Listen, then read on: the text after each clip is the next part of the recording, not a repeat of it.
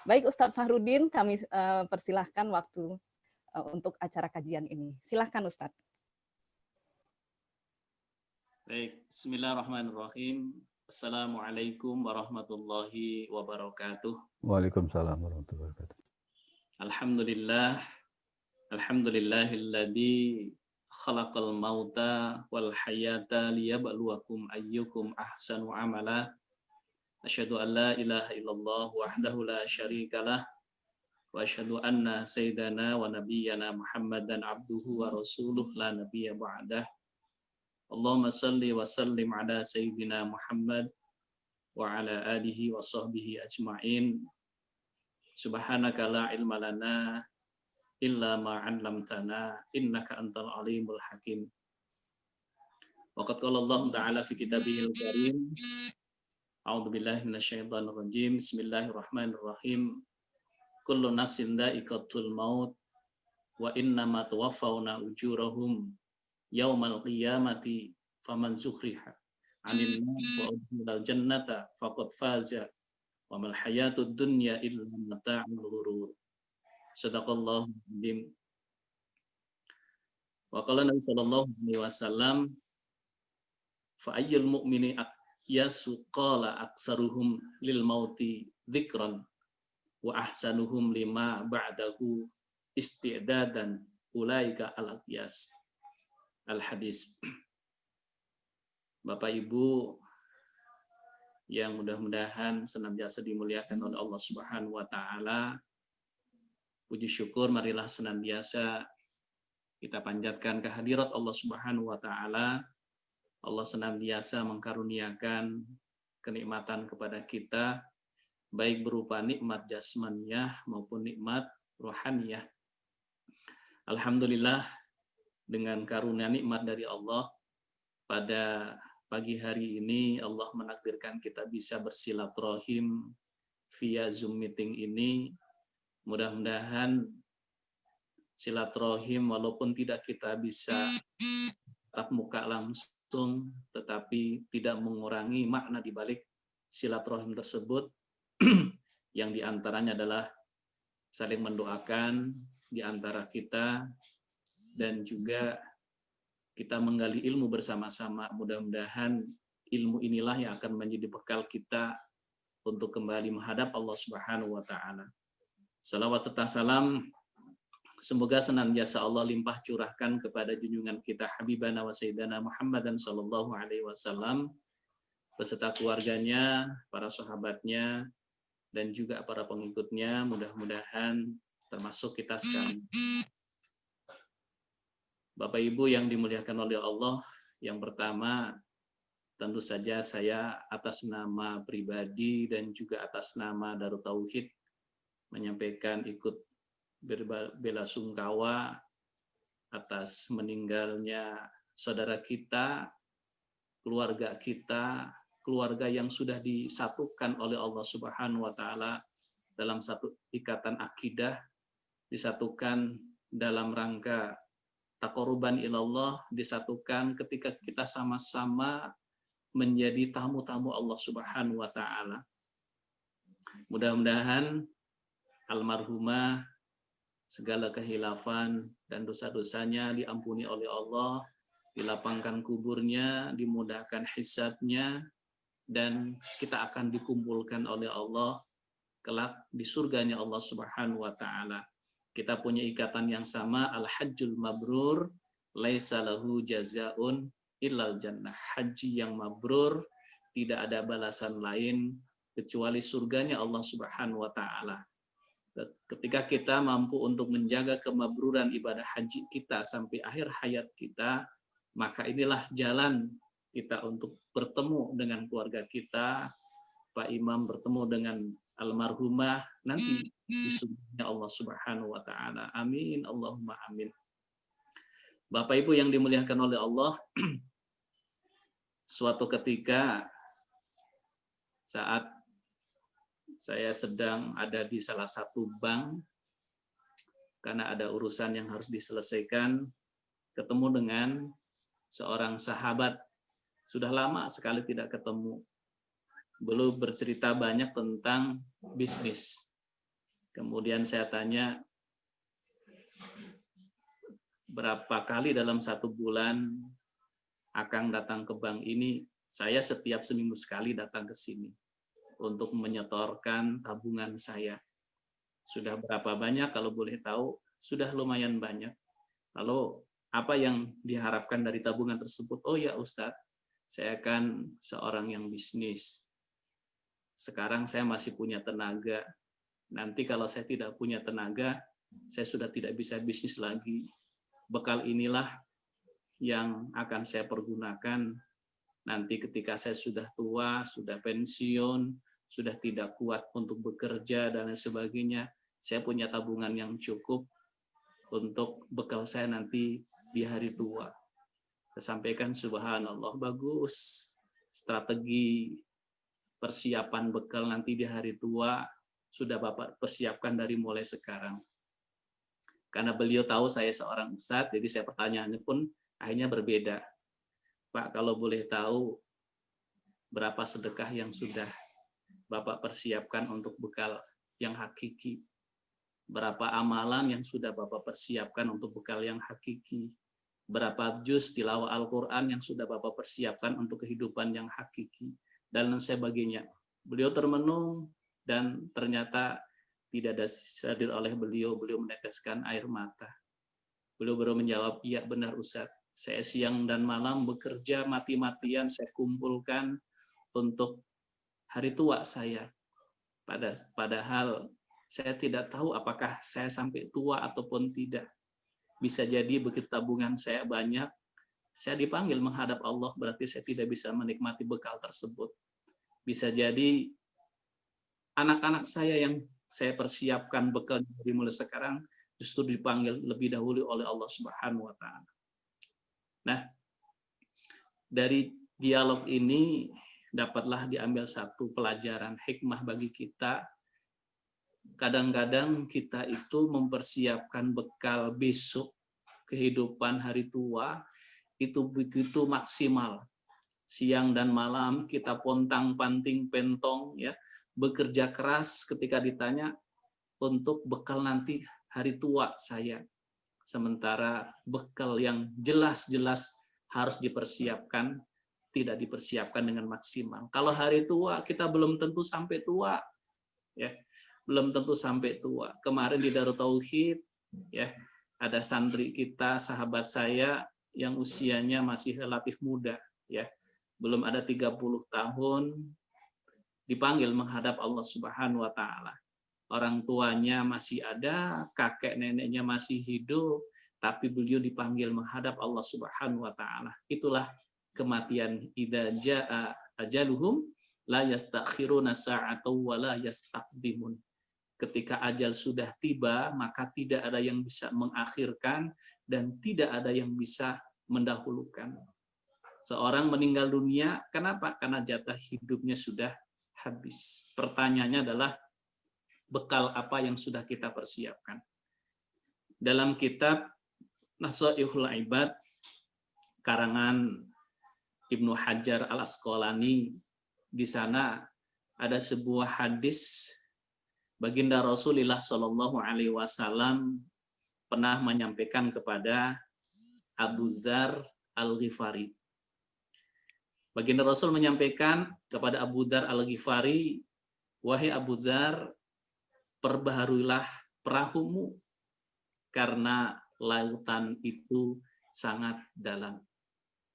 Yang kedua, carilah perbekalan yang lengkap karena perjalanan itu sangat jauh. Yang ketiga, kurangilah beban karena rintangan itu amatlah sulit untuk diatasi. Dan yang keempat, ikhlaslah dalam beramal karena yang dinilai baik dan buruk adalah yang menilai baik dan buruk itu adalah Allah Subhanahu wa taala. Yang pertama, nasihat baginda Rasul kepada Abu Dzar Al-Ghifari, perbaharuilah perahumu karena lautan itu sangat dalam. Dalam penjelasannya, ya, disebutkan perbaharuilah perahumu karena lautan itu sangat dalam, artinya apa? Perbaikilah niatmu di setiap amal agar engkau memperoleh pahala dari setiap amalan tersebut. Jadi niat itu diibaratkan, kalau yang sering disampaikan oleh A'agim itu seperti alamat. Perangkonya memang 6.000 kali 10, 60.000 misalnya. Ngirim surat, ya, perangkonya 60.000, bahkan 100.000 sampai di amplopnya penuh dengan perangko. Tapi alamatnya itu tidak tepat. Alamatnya itu salah. Coba, kira-kira surat itu sampai tidak ke orang yang kita ingin tuju? Pasti semua jawabannya sepakat, tidak sampai. Walaupun perangkonya banyak, perangkonya jejer penuh dengan perangko, tetapi karena alamatnya tidak lengkap, alamat pengirimnya tidak lengkap, alamat penerimanya tidak lengkap, akhirnya apa? Surat itu tidak sampai kepada yang dituju oleh kita. Sama, kita beramal, kita berbuat baik, ya, tapi niatnya tidak karena Allah Subhanahu wa taala, tidak dicatat ibadah oleh Allah. Makanya yang dinamakan ibadah adalah kullu amalin sholihin yarju ridallah wa huwa ibadatun. Setiap amal yang baik yang diniatkan karena Allah, amalan baik, caranya baik, niatnya baik, maka baru dicatat ibadah oleh Allah Subhanahu wa taala. Itulah nasihat yang disampaikan oleh baginda Rasulullah Shallallahu alaihi wasallam. Yang pertama adalah luruskan niat dalam beramal. Dengan bahasa Rasul adalah perbaharuilah perahumu karena lautan itu sangat dalam. Kenapa Rasulullah menggunakan bahasa-bahasa seperti itu ketika kepada Abu Dzar Al-Ghifari? Karena ternyata Abu Dzar Al-Ghifari adalah ahli syair yang luar biasa, sehingga bahasa-bahasa yang disampaikan oleh baginda Rasulullah SAW itu berbeda dengan bahasa yang disampaikan oleh sahabat-sahabat yang lainnya. Jadi Rasulullah itu ketika menyampaikan sesuatu tergantung siapa yang menerima nasihat tersebut. Nah, ini pertama, Bapak Ibu yang baik. Oleh karena itu marilah kita selalu meluruskan niat, tajdidun niyah, memperbaharui niat, meluruskan niat apapun yang kita lakukan, niatkan kita mencari ridha Allah Subhanahu wa taala, dan kita selalu melakukan yang terbaik, yang itba'al Rasul, yang mencontoh Rasulullah agar apa? Dicatat ibadah oleh Allah Subhanahu wa taala.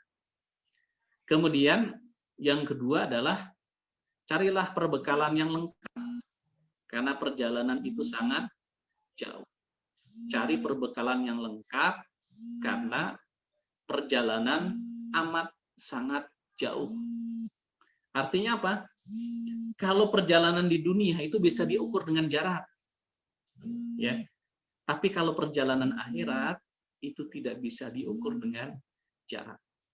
Makanya sebutkan perjalanan itu sangat jauh, ya, tidak bisa diukur dengan jarak di dunia.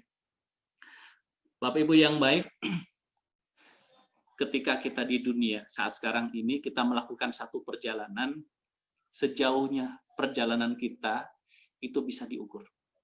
Ya. Itu bisa diukur. Kemudian jarak tempuhnya bisa diukur. Kalau kita mengalami kesulitan di tempat yang kita tuju tersebut, selama kita masih di dunia, kita masih bisa minta bantuan ke orang lain. Bapak Ibu misalkan pergi ke luar negeri. Di luar negeri ternyata perbekalannya hilang semuanya. Kopernya hilang, dompetnya hilang. Tinggal pakaian yang digunakan saja. Walaupun tidak punya perbekalan lagi, tetapi tetap masih ada kesempatan untuk kita bisa bantuan ke orang lain. Ya, lapar, saya kira masih memungkinkan kita minta bantuan ke orang yang kita temui dengan bahasa yang terbatas, bisa jadi pakai bahasa Tarsan, kita masih bisa bantuan. Ataupun bisa jadi, kalau di struktural, bisa datang ke kedutaan negara kita. Ya, minta bantuan. Ada yang bisa membantu kita. Walaupun perjalanannya sangat jauh, ya. Kemudian mungkin di situ juga lama. Tapi selama kita masih di dunia ini, kita masih bisa minta bantuan ke orang lain. Tapi kalau sudah kembali ke kampung akhirat, kita tidak ada kesempatan lagi untuk minta bantuan ke orang lain. Maka Umar bin Khattab, Abu Bakar As-Siddiq, beliau menyampaikan, barang siapa yang masuk kubur tanpa membawa bekal, maka seakan-akan dia mengarungi lautan tanpa perahu. Abu Bakar As-Siddiq menyampaikan, barang siapa yang masuk kubur tanpa membawa bekal, maka seakan-akan dia mengarungi lautan tanpa perahu. Bisa dibayangkan oleh Bapak Ibu, kita mengarungi lautan yang begitu luas dan juga begitu dalam, tapi tidak menggunakan perahu, berenang. Ya, kebayang selamat ataupun tidaknya? Jawabannya, sangat kemungkinan kecil selamat secara syariat. Walaupun kalau Allah menghendaki bisa Allah datangkan nelayan yang menolong kita. Tetapi secara logika kita, perhitungan kita, kecil kemungkinan untuk selamat ketika kita menyeberangi lautan yang begitu dalam, yang begitu luas, tanpa menggunakan alat ataupun perahu. Nah, sama kita pun demikian. Ya, kita meninggal dunia dengan tidak memiliki bekal yang cukup, maka seperti kita mengarungi lautan yang begitu luas, yang begitu dalam, tanpa menggunakan perahu. Kemudian, yang kedua, keadaan mayat di dalam kubur itu tak ubahnya seperti orang yang tenggelam, yang meminta pertolongan.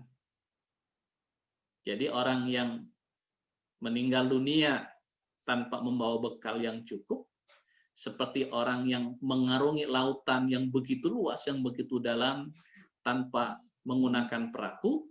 Dan kata Rasulullah, tambahkan, keadaan orang yang meninggal di alam kubur tersebut, dia senantiasa meminta pertolongan untuk bisa selamat. Dan apakah ada orang yang bisa menyelamatkan kita? Tidak, kecuali amalan-amalan kita. Sama tadi, yang bisa menyelamatkan kita di dunia secara syariat apa? Perahu, nelayan, ya, secara syariat begitu. Nah, sama di alam kubur pun demikian, yang bisa menyelamatkan kita adalah amalan-amalan kita. Oleh karena itu, Bapak Ibu yang baik, pesan Rasulullah yang kedua tadi, carilah perbekalan yang lengkap, yang cukup, yang banyak. Kenapa? Perjalanan kita amat sangat panjang. Bayangkan Bapak Ibu ketika waktu itu kita berangkat haji bersama-sama, kita berhitung 40 hari saya berangkat haji. Bekal apa yang saya persiapkan selama 40 hari ini? Pakaian berapa setel? Ya, sampai di checklist satu persatu.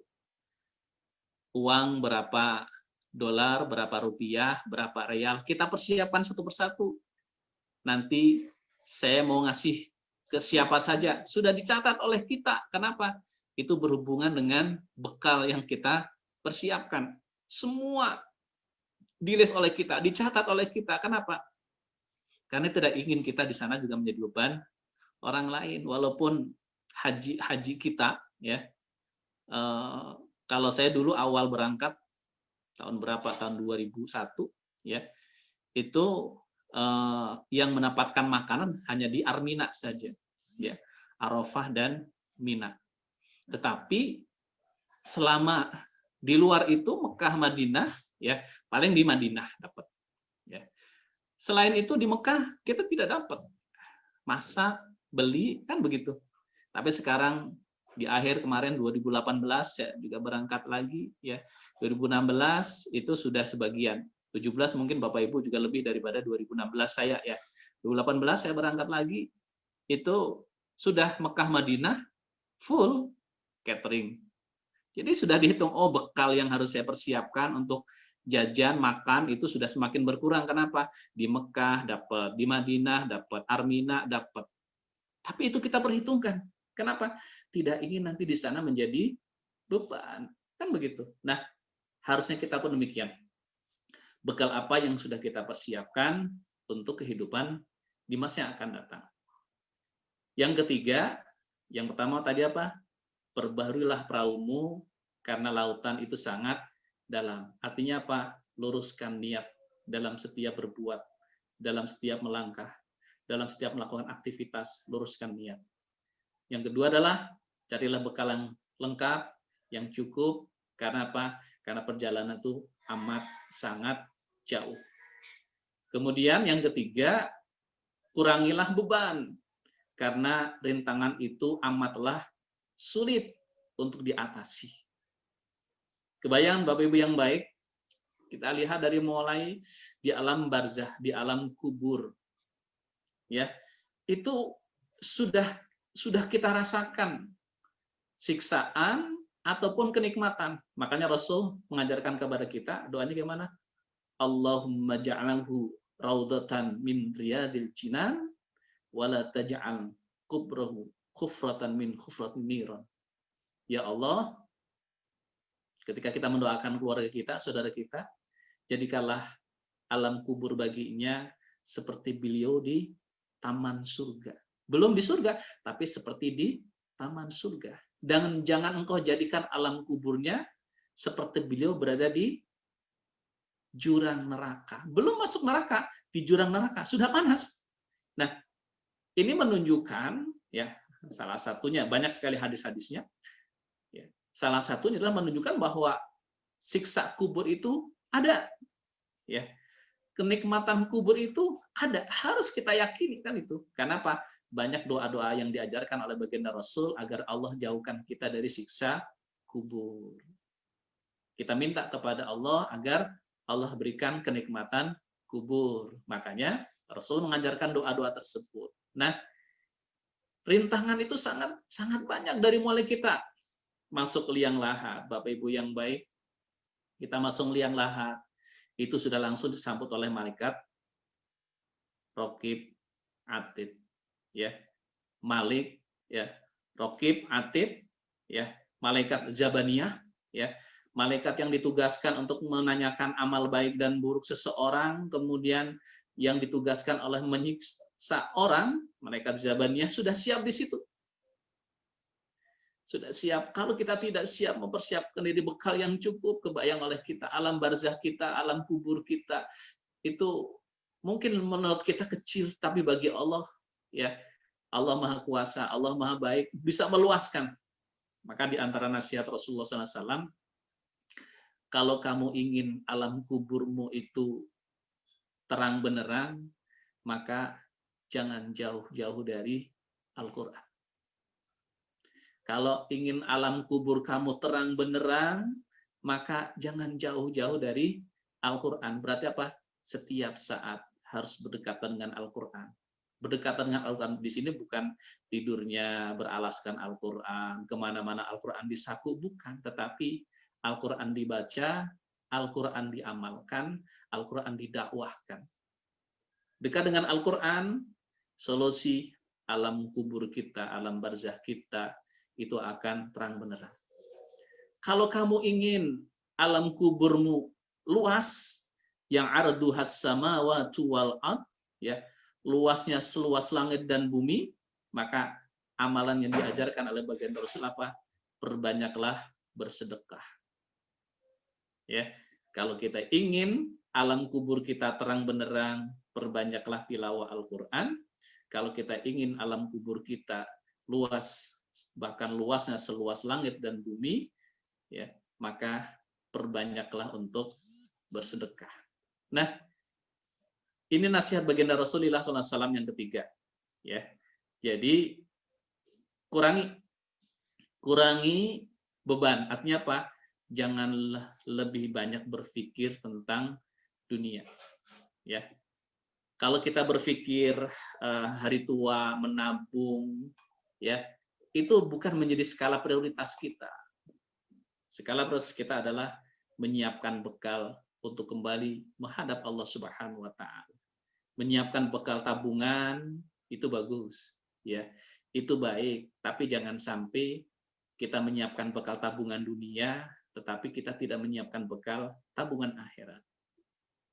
Yang keempat, ya, nasihat Rasulullah kepada Abu Dzar Al-Ghifari, ikhlaslah dalam beramal, karena yang menilai baik dan buruk amal seseorang adalah Allah Subhanahu wa taala. Manusia menilai apa yang kita lakukan sebatas apa yang mereka lihat. Manusia tidak tahu apa yang ada dalam hati kita. Makanya ketika berbicara ikhlas, mahal ikhlas, ya, tempatnya ikhlas di mana? Di dalam hati. Ya. Kita tidak bisa menilai amalan seseorang dengan sudut pandang kita. Kenapa?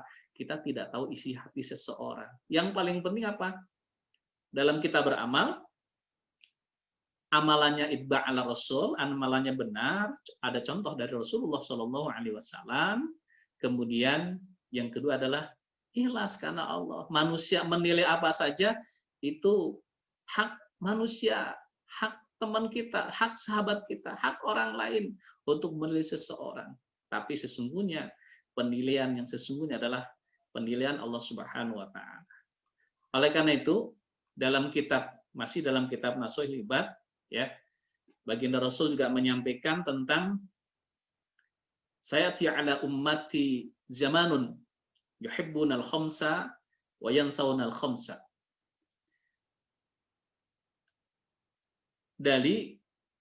Di akhir zaman itu ada 5 kelompok manusia yang yuhibbunal khamsa, mencintai 5 perkara dan melupakan 5 perkara. Di akhir zaman, sayati ala ummati zamanun yuhibbunal khamsa wa yansawnal khamsa, akan datang kepada umatku di mana pada masa itu umatku itu akan yuhibbunal khamsa, mencintai 5 perkara, wa yansawnal khamsa, dan melupakan 5 perkara. Apa 5 perkara yang dicintai oleh manusia di akhir zaman dan dilupakan oleh manusia di akhir zaman? Ya, yang pertama adalah yuhibbunad dunya wa yansawnal akhirah. Kata Rasulullah, yang pertama adalah yuhibbunad dunya, di mana di akhir zaman itu manusia akan berlomba-lomba untuk mencari dunia dan tidak berlomba-lomba untuk mencari akhirat, ataupun berlomba-lomba mencari dunia dan melupakan akhirat. Sekarang sudah terjadi kan begitu. Manusia siang dan malam, pagi petang, waktunya habis, semua habis untuk apa? Mencari dunia. Bahkan kadang-kadang untuk sholat saja itu tidak sempat, tidak ada waktu. Padahal harusnya sholat itu menjadi prioritas. Yang namanya prioritas berarti harus yang utama, kan begitu. Makanya kan nasihat Rasulullah juga adalah jadikanlah sholat itu menjadi tujuan utamamu. Nih sekarang kita dalam rangka apa? Menunggu waktu sholat duhur, kan begitu. Kemudian nanti habis duhur kita beraktivitas dalam rangka apa? Menunggu waktu asar, kan begitu. Nanti setelah asar sambil beraktivitas lagi dalam rangka apa? Menunggu waktu sholat maghrib dan seterusnya. Harusnya ya kita seperti itu, ditunggu, bukan malah sebaliknya. Hah? Sudah adzan lagi? Kan baru saja adzan, kok sudah adzan lagi? Saya juga baru selesai sholat, kok sudah adzan lagi? Nah, itu berarti ada yang terlewat oleh kita. Bisa jadi sholat duhurnya itu sudah jam 3, baru selesai sholat duhur, tiba-tiba sudah adzan asar. Kenapa? Ya karena sholat duhurnya sudah di penghujung waktu. Nah, yuhibbunad dunya wa yansawnal akhirah. Di akhir zaman, manusia lebih banyak berlomba-lomba untuk mencari dunia, menghabiskan waktu, tenaga, pikirannya untuk mencari dunia, tapi lupa bekal untuk akhirat. Kemudian, yang kedua, mereka mencintai kehidupan dunia dan melupakan kematian. Nah, ini melupakan kematian, padahal kematian adalah sesuatu yang pasti, ya. Makanya Rasulullah SAW menyampaikan aksiru dzikral maut, ya. Dalam hadis yang lain menyampaikan aksiru dzikra hadimil ladzati, ya. Perbanyaklah mengingat pemutus kelezatan, yakni al-mauta, yaitu kematian. Hadis riwayat At-Tirmidzi. Aksiru dzikra aksiru, perbanyaklah dzikra hadimil ladzati, perbanyaklah mengingat pemutus kelezatan, yakni yaitu al-mauta, kematian. Bahkan orang yang akyas, orang yang cerdas, ya, adalah orang yang banyak mengingat mati. Al-kayyisu man dan nafsahu wa amila lima ba'dal maut wal ajizu man atba'a nafsahu wa ha summa tamanna 'ala Allah. Orang yang pandai adalah orang yang mampu mengevaluasi diri dan beramal ataupun mencurahkan semua potensi untuk kepentingan setelah kematian. Gitu. Jadi yang dipikir adalah apa yang akan saya dapatkan setelah saya meninggal dunia. Dan itu sesuatu yang sudah jelas. Artinya apa? Kalau kita tidak mempersiapkan, ya otomatis kan begitu. Kita tidak ada sesuatu yang bisa kita banggakan, ya. Oleh karena itu, Bapak Ibu yang baik, ya, apa yang disampaikan oleh baginda Rasulullah SAW tadi, perbanyaklah aksiru dzikral maut, perbanyak ingat kepada kematian, karena kematian akan datang kepada kita, ya, baik dalam keadaan kita siap maupun kita tidak siap. Di surat Ali Imran yang di awal tadi saya sampaikan, kullu nafsin dha'iqatul maut wa innamat tawaffawna ujurahum yaumal qiyamati summa zuhziha 'anil nari wa udkhilal jannata faqad faza wa man hayatud dunya illa mata'ul ghurur. Kullu nafsin dha'iqatul maut, setiap yang berjiwa akan merasakan mati. Wa innamat tawaffawna ujurahum yaumal qiyamah, dan sesungguhnya pada hari kiamat, ya, pada hari kiamat sajalah disempurnakan pahalamu. Faman zuhziha 'anil nari wa udkhilal jannah faqad faza wa man hayatud dunya illa mata'ul ghurur. Barang siapa yang dijauhkan dari neraka dan dimasukkan ke dalam surga, maka sungguh dia telah beruntung. Kehidupan di dunia itu tidaklah hanyalah kesenangan yang diberdaya, bersendak gurau. Ya, jadi yang namanya bermain, bersendak gurau itu pasti ya ada batasnya. Coba nih Bapak Ibu yang baik, misalkan ke taman safari, misalkan wisata ke taman safari. Di taman safari begitu indah pemandangan, ya. Bisa makan di sana, banyak makanan. Bisa rekreasi. Apakah Bapak Ibu akan selamanya di taman safari? Tidak. Ya. Karena taman safari hanyalah tempat untuk refreshing, rekreasi saja. Bapak Ibu punya rumah di Bandung, di Bekasi, di Jakarta, pulang ke rumah masing-masing. Kan begitu. Nah, kadang-kadang orang berpikir sesaat uangnya dihabiskan untuk jalan-jalan ke taman safari. Begitu uangnya habis, menderita. Bingung, hutang kesana kemari, ditagih, rumahnya dijabel dan sebagainya, terusir dari rumah. Kenapa? Tidak pakai perhitungan. Nah, kita punya rumah, ya, rumahnya di Bandung, Jakarta, Bekasi, pulang ke rumah kita. Berarti yang harus dipersiapkan adalah rumah, supaya apa? Rumah nyaman. Kenapa? Di rumah itu akan lebih lama daripada tempat kita bermain. Sama kehidupan kita di dunia dan kehidupan akhirat pun demikian. Kehidupan di dunia kita sebentar saja. Ya, satu hari akhirat, ya, satu hari dunia, satu hari akhirat sama dengan 1000 tahun kehidupan di dunia. Subhanallah. Jadi orang yang makanya Imam Ali menyampaikan orang yang akyas, orang yang cerdas adalah orang yang banyak mengingat kematian dan orang yang banyak mempersiapkan bekal untuk menuju kematian. Karena apa tadi? Kematian itu akan datang kapan saja, dirahasiakan oleh Allah waktunya, tempatnya, caranya. Waktunya dirahasiakan oleh Allah, nggak ada yang tahu. Ya, waktunya dirahasiakan oleh Allah. Tempatnya pun dirahasiakan oleh Allah, ya. Dan caranya pun dirahasiakan oleh Allah. Waktunya dirahasiakan, nggak tahu, ya. Ada yang lagi berbuat maksiat meninggal, ada yang sedang taat meninggal, dirahasiakan oleh Allah. Subhanallah, ya. Saya ingat sekali dulu mungkin sekitar berapa ya, 25 tahun yang lalu ataupun hampir 30 tahun yang lalu, 25 tahunan. Ada tetangga di Jawa Tengah punya anak di Bandung. Ya, 30 tahunan lah gitu ya. Punya anak di Bandung. Kemudian setiap kali tetangganya itu, jadi anaknya ada di Bandung, orang tuanya di Jawa. Nah, gitu. Setiap kali tetangga di Jawa tersebut pulang, diajak, ayo Bu, ke Bandung sama saya. Ya, nanti saya antar deh ke rumah putra Ibu. Jawabannya apa coba? Nggak mau, takut meninggal di Bandung.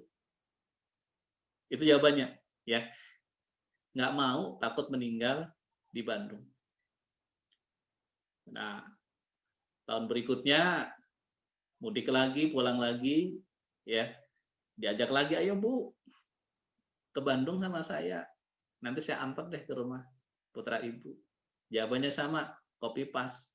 Nggak mau, takut meninggal di Bandung. Terus setiap kali diajak ke Bandung, jawabannya apa?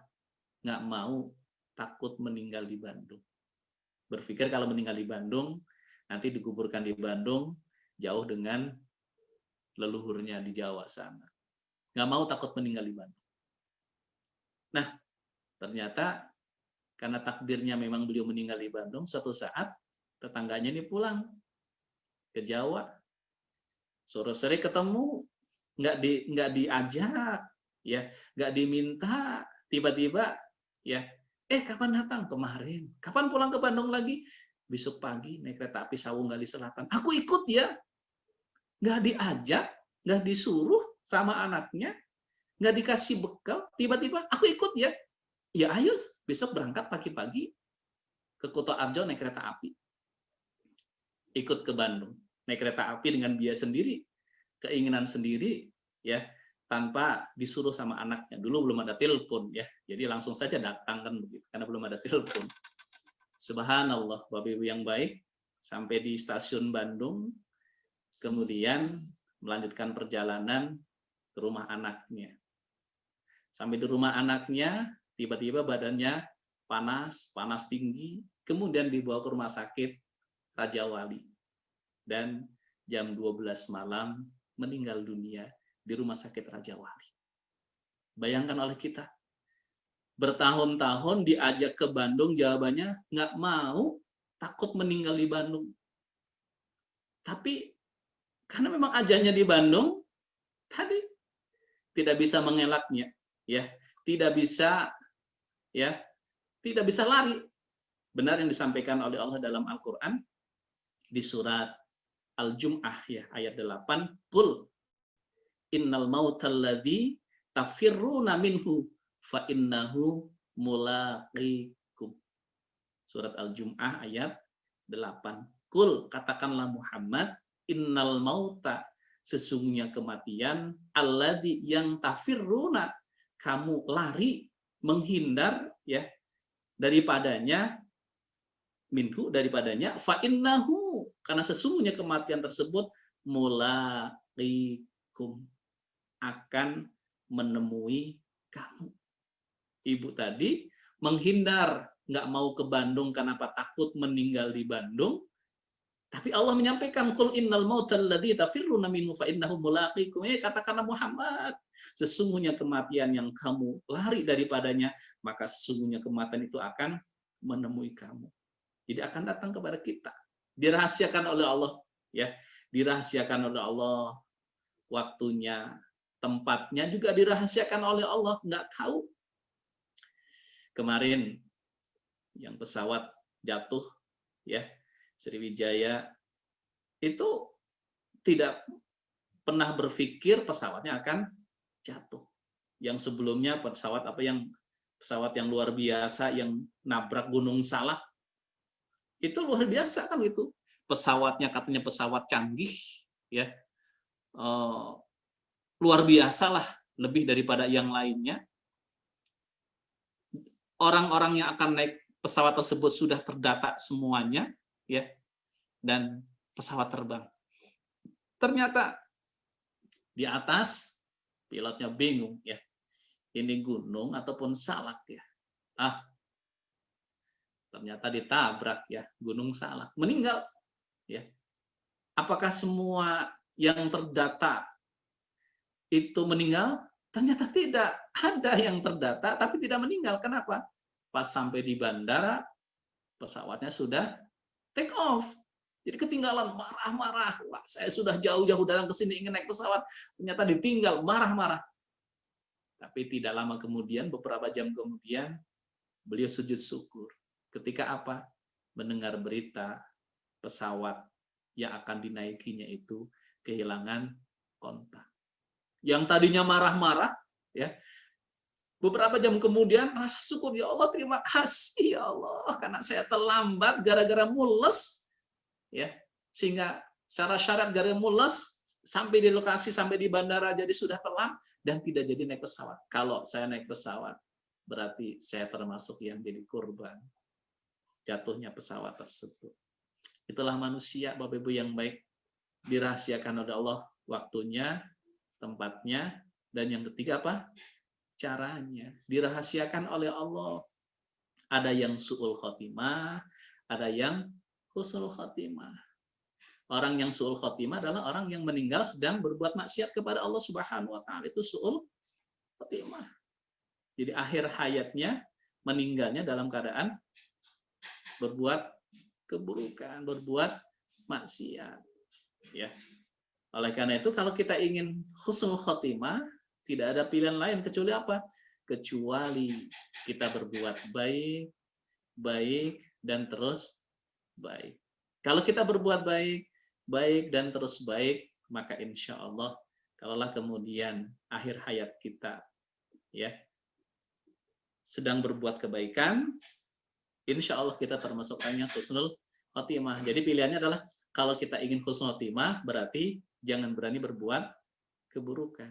Kenapa? Tadi tidak tahu bisi sedang berbuat maksiat, meninggal dunia, ya, itu berarti su'ul khotimah. Pilihannya adalah baik, baik, baik, baik, meninggal dunia. Dulu ada, ya, mungkin Bapak Ibu juga mendengar ada seorang ustadz, ya, beliau menjadi khatib imam sholat Idul Fitri, Idul Adha. Nah, beliau termasuk mengambil pendapat yang khutbatani, 2 khutbah. Kan ada 2, ada khutbatan atau khutbatani. Beliau mengambil pendapat yang khutbatani, 2 khutbah. Beliau khutbah Idul Adha. Kemudian khutbah pertama selesai, duduk antara 2 khutbah. Ketika duduk antara 2 khutbah, kok lama sekali tidak bangun-bangun. Pas dilihat di balik mimbar, ternyata beliau sudah meninggal dunia. Sedang menyampaikan khutbah, dipanggil menghadap Allah Subhanahu wa taala. Bahagianya. Kita juga bisa menyaksikan bagaimana orang yang sedang melaksanakan ibadah sholat, sujud, menikmati sujudnya lama sekali. Kok nggak bangun-bangun sujudnya? Ketika dibangunkan ternyata sudah meninggal dunia. Jadi orang itu akan meninggal dunia sesuai dengan kebiasaan yang paling biasa dia lakukan. Kalau kebiasaannya beramal soleh, maka insya Allah saat meninggal dunia juga sedang beramal soleh. Tapi kalau orang yang ahli berbuat maksiat ataupun banyak berbuat maksiat, bisa jadi akhir hayatnya sedang berbuat maksiat kepada Allah Subhanahu wa taala. Naudzubillah summa naudzubillah min dzalik. Oleh karena itu, Bapak Ibu yang baik, bekal apa sih yang harus kita persiapkan? Wa tazawwadu fa inna khairuz zadit taqwa. Jadi bekal yang paling harus kita persiapkan adalah bekal ketakwaan. Apa itu takwa? Melaksanakan segala apa yang diperintahkan oleh Allah dan menjauhi apa yang dilarang oleh Allah Subhanahu wa taala. Itulah orang yang takwa. Jadi bekal yang paling utama adalah takwa. Terus ya tingkatkan dan terus kita tingkatkan, ya. Kita tingkatkan. Kemudian tadi ya tentang manusia di akhir zaman, yuhibbunal khamsa wa yansaunal khamsa. Yuhibbunad dunya wa yansaunal akhirah. Yang pertama adalah mencintai dunia dan melupakan akhirat. Yang kedua, mereka mencintai kehidupan di dunia dan melupakan kehidupan setelah kematian. Yang ketiga, mereka lebih mencintai rumah di dunia, ya, dan melupakan rumah setelah kehidupan di dunia, yaitu di alam barzah, di alam kubur. Yang keempat, mereka lebih mencintai harta benda, melupakan hisab, ya. Kumpul-kumpul harta, padahal harta yang kita kumpulkan tersebut semua akan ditanya oleh Allah. Semakin banyak harta yang Allah amanahkan kepada kita, maka semakin banyak pertanyaan dari Allah. Orang yang kaya itu pertanyaannya dua. Hartanya didapatkan dari mana, digunakan untuk apa? Panjang. Semakin banyak kekayaannya, semakin ya lama, semakin panjang hisabnya di hadapan Allah. Maka Rasulullah SAW yang mulia menyampaikan, ya Allah, kumpulkan kami dengan orang-orang yang miskin. Ya, kumpulkan kami dengan orang yang miskin dan wafatkan kami bersama dengan orang-orang yang miskin. Kumpulkan kami dengan orang yang miskin. Bentar ya.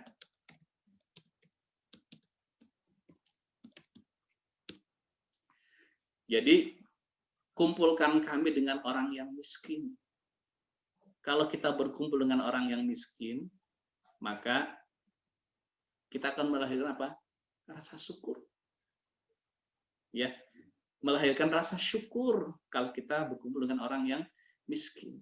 Tapi kalau berkumpul dengan orang yang kaya, kadang-kadang menjadi kufur. Ya, lebih tertarik ya dunia dan terus dunia. Ya, dunia dan terus dunia. Kalau berkumpul dengan orang yang kaya kan apa? Pembandingnya adalah ada di atas kita. Kita punya mobil tahun 2000. Teman kita punya mobil ya tahun 2020. Serasa mobil kita begitu jelek, kan begitu karena sudah tua. Ya. Tapi kalau pembandingnya adalah kita punya mobil tahun 2000, lihat teman kita mobil tahun 90. Syukur. Maka Rasulullah doanya adalah kumpulkan dengan orang-orang yang miskin. Ini artinya apa? Supaya banyak bersyukur. Dan wafatkan aku seperti wafatnya orang yang miskin. Artinya apa? Ketika meninggal dunia, hisabnya sedikit. Kenapa? Dunia yang ditinggalkannya sedikit. Semakin banyak dunia yang ditinggalkan, ya, semakin banyak ya pertanggungjawaban di hadapan Allah Subhanahu wa taala. Nah, ini pelajaran untuk kita semuanya, Bapak Ibu yang baik. Rasulullah saja mendoakan seperti itu. Tentu saja ya tidak dilarang kita menjadi orang yang kaya, tidak dilarang. Yang penting kekayaan tersebut harus bisa kita pertanggungjawabkan di hadapan Allah dan menjadi jalan manfaat untuk sebanyak-banyaknya hamba Allah. Karena apa tadi? Pertanggungjawabannya itu banyak, hisabnya banyak. Ya, semakin banyak harta yang Allah titipkan kepada kita, semakin banyak pertanggungjawaban kita di hadapan Allah Subhanahu wa taala. Dan yang kelima, ya, dari nasihat Rasulullah, mereka mencintai makhluk, ya, melupakan kepada Khalik, lebih cinta kepada dunia, ya, kepada jabatan, kepada aksesoris dunia daripada cinta kepada Khalik, Allah Subhanahu wa taala. Ya. Panggilan manusia didatangi, panggilan Allah dihindari. Na'udzubillah min dzalik, ya. Salat itu adalah panggilan kita untuk berjumpa dengan Allah Subhanahu wa taala, undangan dari Allah, ya. Adzan adalah undangan dari Allah, harus, ya, harus menjadi bagian yang prioritas kita respon, ya. Kenapa? Yaitu undangan dari Allah, bukti bahwa kita cinta kepada Allah Subhanahu wa taala. Bapak Ibu yang baik, saudara kita wabil khusus Ibu Rosi yang dipanggil menghadap Allah, ya.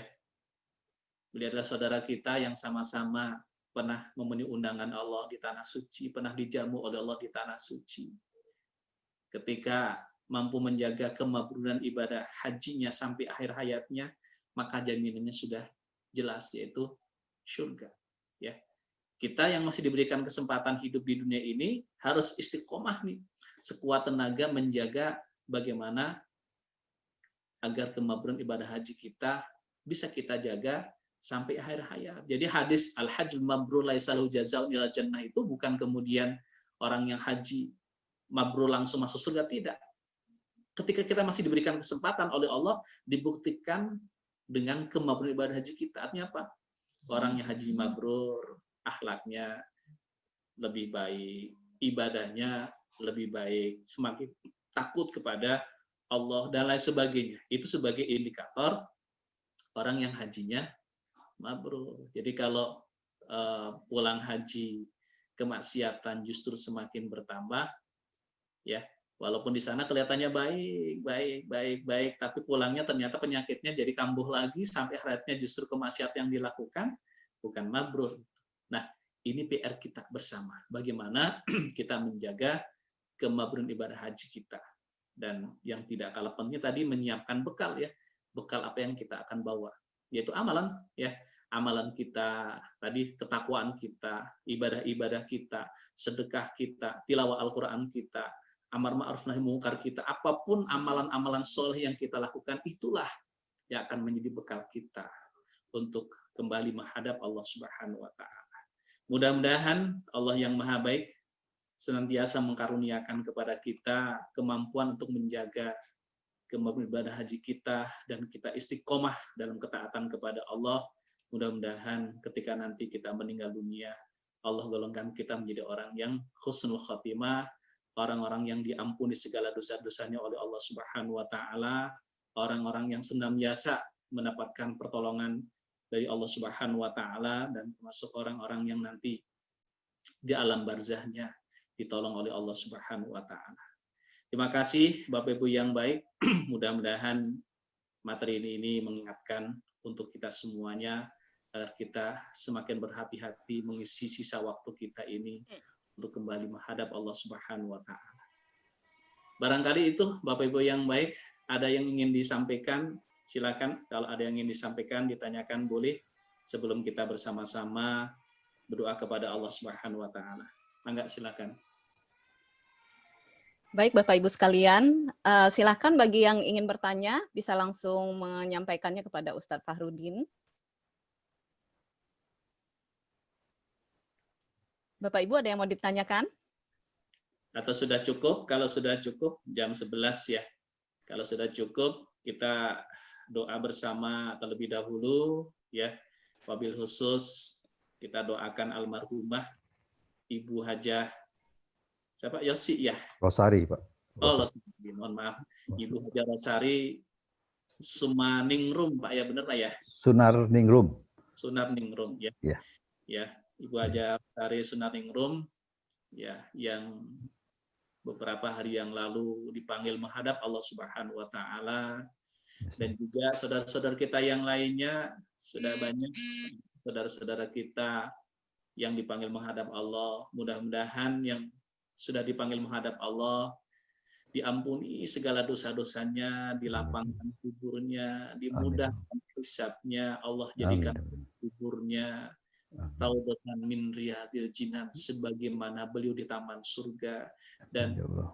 nanti di akhirat kita akan dikumpulkan oleh Allah. Saya sangat yakin, saya baca banyak keterangan bahwa orang-orang yang soleh, orang-orang yang bersama-sama dalam ketaatan, itu nanti akan dikumpulkan oleh Allah Subhanahu wa Ta'ala bersama-sama di surga. Kita bersama-sama berangkat ke tanah suci, ya, bersama-sama saling mengingatkan antara yang satu dengan yang lainnya. Kebersamaan kita adalah kebersamaan karena Allah Subhanahu wa Ta'ala.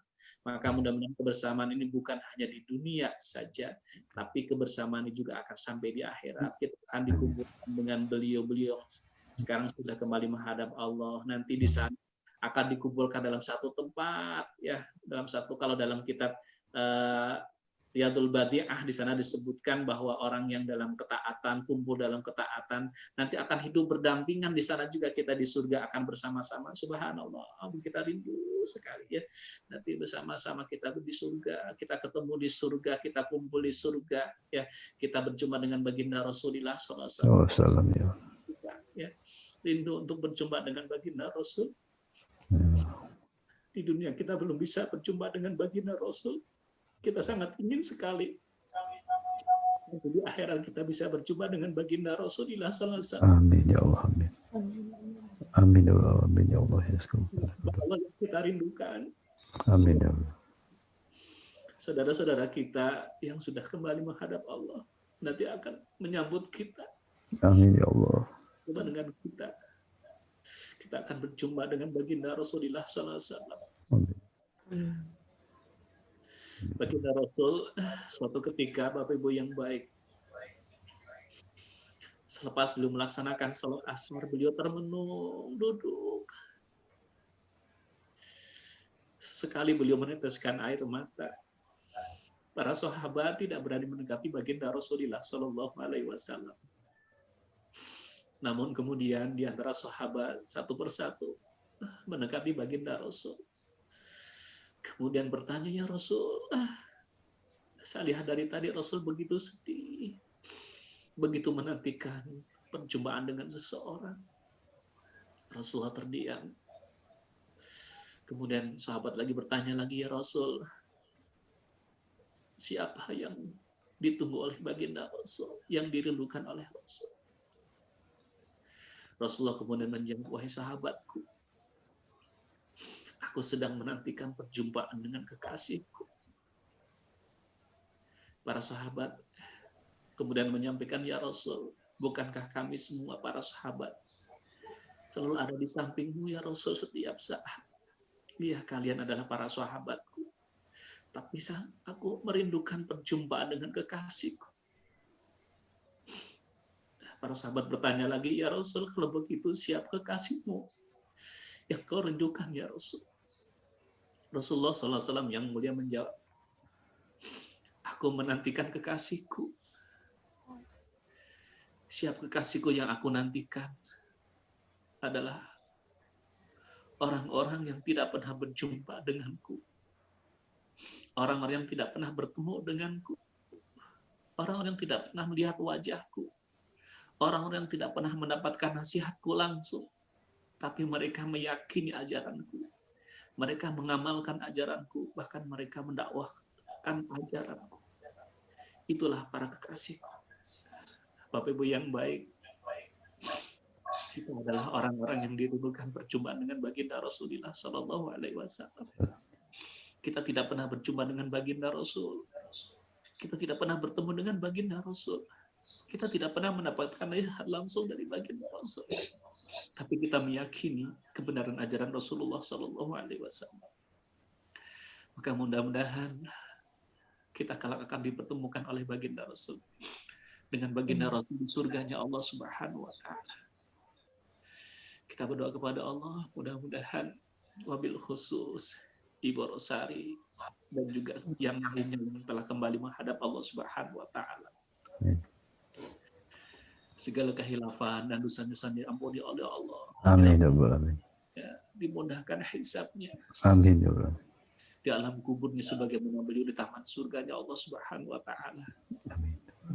Bapak Imam, nanti akan ditentukan. Amin, amin. Amin ya Allah. Amin. Amin ya Allah, Pak Ustaz. Allahumma shalli wa sallim ala habibina wa safiina wa dhuhrina sayyidina wa maulana Muhammad. Amin ya Allah. Al-awwalina wal akhirin. Amin ya Allah. Wa ta'ala kulli sahabati sayyidina Rasulillah ajma'in. Amin ya Allah. Alhamdulillahi rabbil alamin. Hamdan na'imin. Amin. Yuwafi ni'amahu wa yukafi majid. Amin ya Allah. Bana lakal hamdu kama yanbaghi li jalali wajhikal karim wa 'azimi sultan. Amin ya Allah. Allahumma inna nas'aluka ridhaka wal jannah Jannah. wa Wa na'udzubika bika min syarrika ya Allah. Rabbana dhalamna anfusana wa illam taghfir lana wa tarhamna lanakunanna minal khasirin.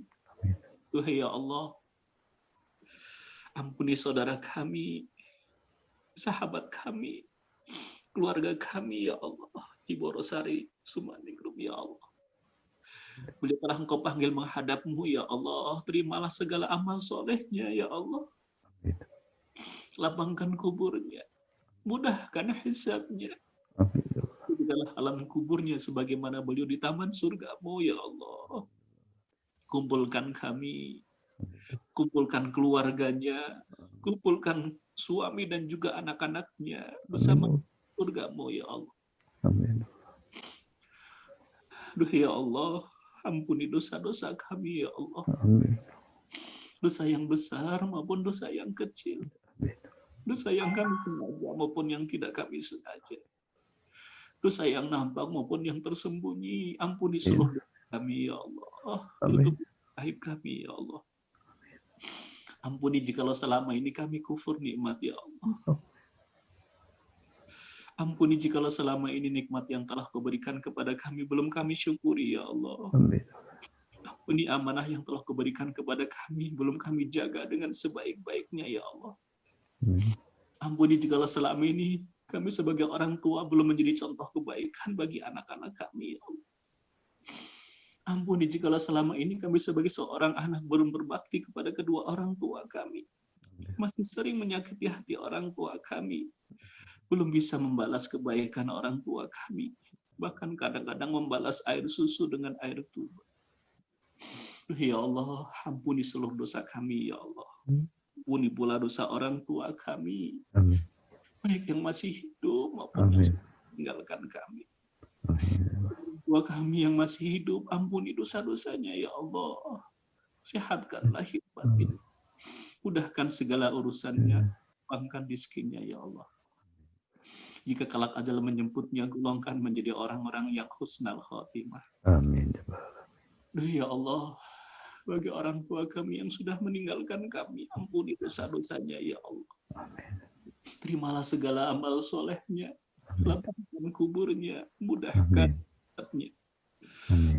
Alam kuburnya sebagaimana beliau di taman surga-Mu ya Allah. Kumpulkan kami dengan orang tua kami di surga-Mu ya Allah. Duh ya Allah, balas kebaikan yang telah dilakukan oleh orang tua kami ya Allah. Balaslah dengan seluas-luas balasan dari-Mu ya Allah. Amin. Golongkan kami semua menjadi anak-anak yang soleh-soleh. Titipkan pula kepada kami anak-anak yang soleh-solehah. Menjadi qurrata a'yun bagi kami dan keluarga kami. Anak-anak yang membuat kami selamat dunia akhirat ya Allah. Cerdaskan anak-anak kami ya Allah. Mudahkan hidupmu ya Allah.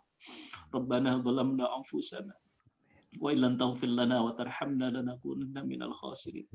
Allahumma inna nas'aluka husnal khatimah wa na'udzubika min su'il khatimah. Rabbana atina fid dunya hasanah wa fil akhirati hasanah wa qina adzabannar. Wa dakhilnal jannata ma'al abrar ya aziz faru ya rabbil alamin. Amin. Allahumma ala sayyidina Muhammad wa ala alihi wa sahbihi wa barik wa sallam. Subhana rabbika rabbil izzati amma yasifun. Amin. Alal mursalin walhamdulillahi rabbil alamin. Amin. Alhamdulillah rabbil alamin. Yang baik. Mudah-mudahan doa yang kita panjatkan dikabulkan oleh Allah. Amin. Ibu Hajah Rosari Sumaningrum Ya. yang telah dipanggil menghadap Allah, mudah-mudahan segala amal solehnya diterima oleh Allah, Amin. Amin. dimudahkan hisabnya, diampuni segala dosa-dosanya. Demikian pula saudara-saudara kita yang lainnya, ada Ibu Hajah Artini, Ibu Hajah Siti Mariam, Bapak Abdullah, ya, mudah-mudahan pun demikian, segala dosa-dosa diampuni oleh Allah, lapangkan kuburnya, dimudahkan hisabnya oleh Allah Subhanahu wa Ta'ala, dan kita yang masih hidup mudah-mudahan diberikan kekuatan oleh Allah untuk menyiapkan bekal kita untuk kembali menghadap Allah Subhanahu wa Ta'ala. Kematian akan datang kepada kita baik dalam keadaan kita siap maupun tidak siap. Oleh karena itu tidak ada pilihan lain kecuali kita harus siap setiap saat untuk menghadapi kematian tersebut. Ya.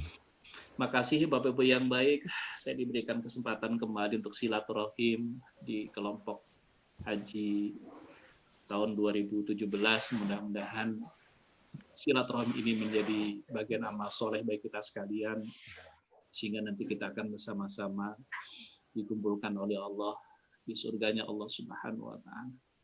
Selagi terima kasih pribadi atas nama keluarga, menyampaikan ikut berbelasungkawa atas dipanggil menghadapnya sahabat kita, keluarga kita, Ibu Rosari. Mudah-mudahan ini menjadi tazkirah bagi kita semuanya bahwa setiap saat kita harus mempersiapkan diri untuk menghadapi kematian. Sekali terima kasih. Maaf. Assalamualaikum warahmatullahi wabarakatuh. Waalaikumsalam. Assalamualaikum warahmatullahi wabarakatuh. Alhamdulillahirrabbilalamin. Terima kasih kita ucapkan kepada Ustadz Fahrudin. Alhamdulillah, luar biasa, segar sekali rasanya mendapat tausiah dari Ustadz ya. Jadi dari banyak hal tadi yang kita catat setelah disampaikan oleh beliau, ada yang menarik 4 kunci nasihat Rasulullah kepada Abu Dzar Al-Ghifari. Yang pertama, perbaharuilah perahumu karena lautan itu sangat dalam. Jadi Bapak Ibu, kita diingatkan untuk senantiasa meluruskan niat dalam apapun ikhtiar, apapun pekerjaan yang kita lakukan. Jangan lupa selalu diluruskan niat lillahi ta'ala. Yang kedua, carilah perbekalan yang lengkap karena perjalanan ini amat sangat jauh, gitu ya. Siapkan bekal gitu ya. Jadi carilah perbekalan yang lengkap. Seperti tadi Ustadz menyampaikan bagaimana ketemu dengan seorang teman nasabah bank yang begitu merencanakan masa depan, tapi kita pada saat ini merencanakan masa depan jauh ke depan ya, hidup sesudah mati. Kemudian yang ketiga, kurangilah beban karena rintangan itu sangat sulit untuk diatasi. Gimana cara ngurangi bebannya? Jangan terlalu banyak menghabiskan waktu untuk memikirkan dunia sehingga lupa akhirat. Jadi ada 2 kunci untuk mengurangi beban. Bila ingin di alam barzah terang, maka bersahabatlah dengan Al-Quran. Dan bila ingin di alam barzah itu luas, seluas langit dan bumi, maka perbanyaklah sedekah. Jadi ada 2 kata kunci. Bagi mungkin nasihat bagi saya ya, yang kadang-kadang masih suka malas baca Quran, yang lalai bersedekah, ternyata ini menjadi sebuah investasi pada saat kita nanti sudah berada di alam barzah. Yang keempat, ikhlaslah dalam beramal, karena sesungguhnya yang menilai baik dan buruk amalan kita bukanlah orang lain, tapi adalah Allah Subhanahu wa Ta'ala. Demikian kesimpulan kajian kita pada siang hari ini, Bapak dan Ibu. Tentu banyak sekali tadi sudah Ustadz sampaikan kepada kita. Karena keterbatasan saya ya, jadi tidak terangkum secara lengkap, tapi ada recording dari Pak Dadang nanti insya Allah kita akan lihat ya. Sudah direkam. Alhamdulillah.